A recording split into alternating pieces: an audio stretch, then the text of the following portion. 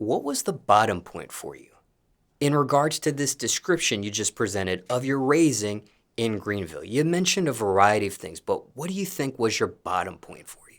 I believe it would be when I buried my mom. When I buried my mom, I actually hit rock bottom, and I had no care in the world. What age did that take place in your life? I believe I was maybe 25. It wasn't too long ago. I was maybe 25, yeah. And what drove you to hit rock bottom from her death in particular? Because some people, it could be a different person in their life, not necessarily their mother or their parent. Could be a significant other that they hit rock bottom with, or a sibling, or a best friend that they're not even blood related to. But for you, what was it about your mother that got you to that bottom point? It was like between watching her be so strong, and then it's like we grew up together. Like my mom was young. My mom was like 14 when she had me, as well as my dad. They were both like 14. So it's like we all grew up together. So when I lost her, it was basically like losing my best friend, you know? Now, what was she really like? My mama was a gangster. But she was fighting addiction too. So, like not cocaine or pills or marijuana, but my mom was really addicted to pills, like Lortabs and stuff like that. I used to come home and the refrigerator might be gone sometime just because she needed pills. The microwave might be gone. We have a refrigerator this big in the house because she done traded the big one for some pills and had to go buy a small one, things like that. Was that an addiction she was able to beat at some point? Never. She actually died with that addiction. Now, do you remember the last correspondence you had with her before she passed? I was actually in North Carolina, and I was in Highlands, North Carolina, and she gave me a call and was like, I'm in the hospital, I'm waiting on you. And then her last post was like, my son's on the way, I'm waiting for you, you know, and when I got there, she had died already.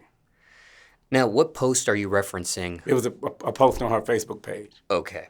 Yeah. And how much approximately do you think that time was when you see that notification, when you see that when you get that call? Did you say it was a call? Yes, it was Sorry a for the call. brain fog. It was a call. Okay. How long was that when you get that call to the time of her passing, or when you were notified of her passing? She told me she was gonna wait till like she called me around maybe 7:30, and I stopped and seen a girl on my way back to South Carolina to see her, because she was actually in the hospital. So I was on my way to see her, but I stopped to see a girl. I gave it like a 30-minute window that took me time to go see the girl. By the time I got down there, it was probably like 9:30. She had passed away about 9:15. And what do you make of that? I just use it as strength now, as motivation, because I beat myself up so long thinking that, you know, I could have done something, but there, in actual reality, there was nothing I could do. So the timing, you know, it didn't have anything to do with that. So I had to actually get over that and fighting that in my mental, because it actually took me down and made me feel, you know, like I couldn't go no more because of that little time and that little stop that I made. It made it feel like, you know, it was my fault. So I was actually beating myself up for nothing until I accepted the real reality. Now, do you have a favorite memory of your mother you'd like to share with the audience today? I would say I wrote my first song when I was like 6 years old, and we were sitting in the kitchen and I let her hear it, and she was like, boy, you can sing. You know, it was like that. So that's probably my favorite one. And what was her thought on your musical career path? My mama was like my #1 fan. She just wanted me to keep going. That's it. Now, what's the best advice you received from her, or most important thing you learned being around her? What not to do, basically. And something you learned there. Yeah. And speaking of music, just to rewind to that for a second, did she do music herself at all? She didn't. She listened to Daze Karter. That's it.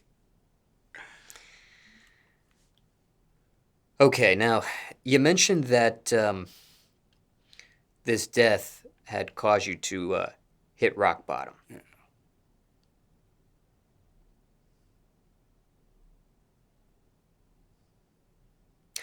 Mentally, has this been something you sought any professional help over?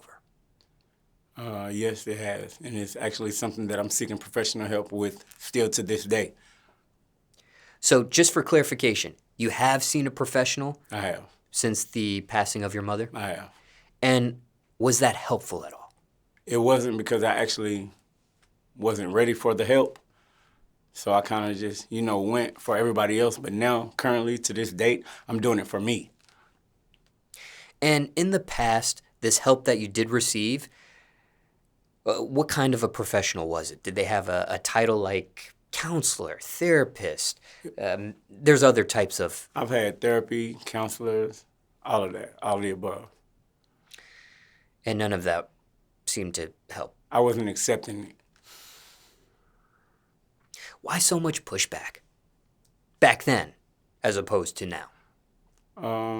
I guess because it was just being young, and I guess taking it as like I can get over this on my own. Just being stubborn, believing that I could beat, whatever I was fighting mentally and physically, being able to think that I could do it alone, knowing that I couldn't, just being stubborn, basically. Now, how were you able to survive that upbringing in Greenville? Because there are some that don't make it. You just gotta keep pushing, and you gotta pray. You gotta always have faith over fear. Now, there are some people who say things like, don't know if I'll make it to see the age of 18. Maybe 21, for example. Did you have any of these thoughts yourself growing up in Greenville?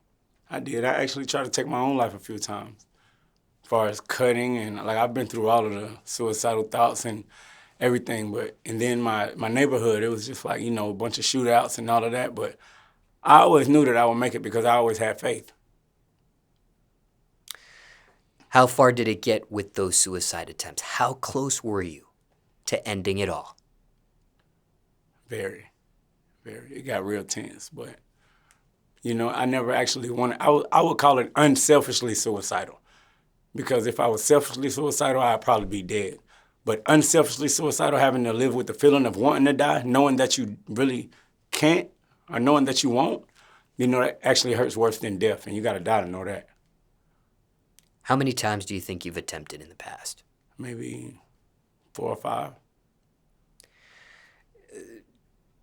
The one that took you to the closest out of those 4 or 5, what stopped you? The thought of my kids. Yeah, the thought of my kids.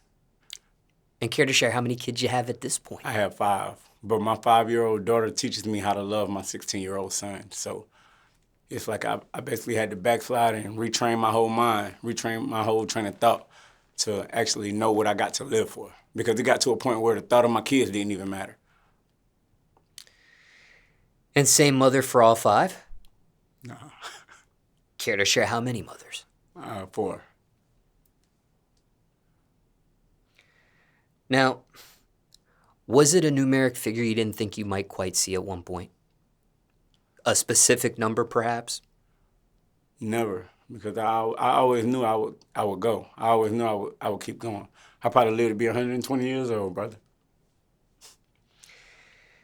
Knowing what you know now, however, hypothetically speaking, what would you have said to your younger self back then, if anything?